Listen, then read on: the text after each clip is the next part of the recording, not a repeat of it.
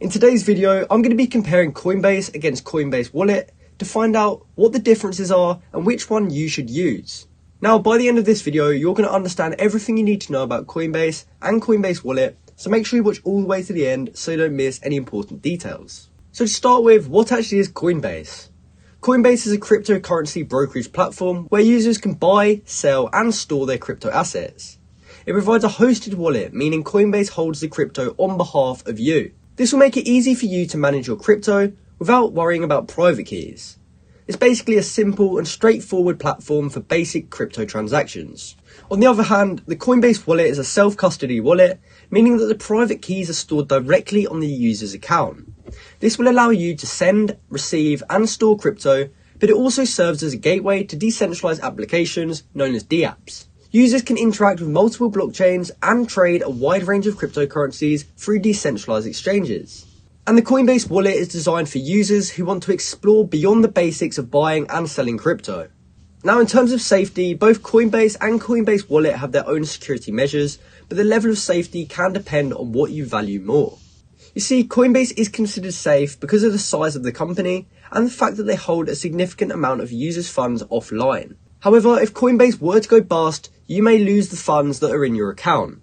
If you've ever heard of FTX, it was another popular exchange just like Coinbase, and it ended up going bust about 1 or 2 years ago, and a lot of the users on there lost their funds because if you don't hold your funds in your own personal wallet, they aren't really yours.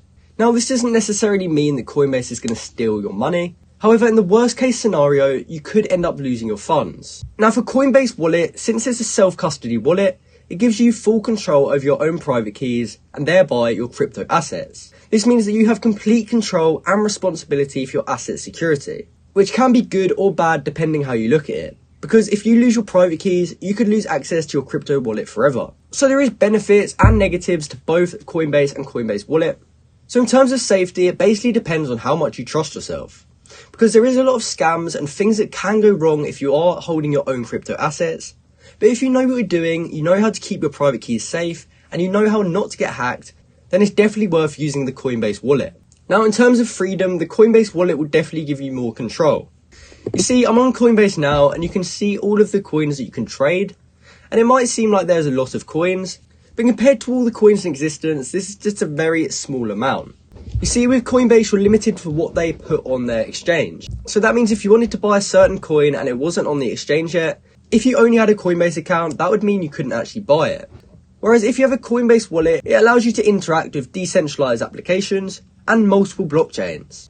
And this will allow you to buy any coin that you like. And if you've heard of people buying meme coins early and making a good amount of money, this is how they would do it. But as I said earlier, with this freedom, it comes with the responsibility of managing and securing your own private keys. So if you lose them, you could lose access to your crypto.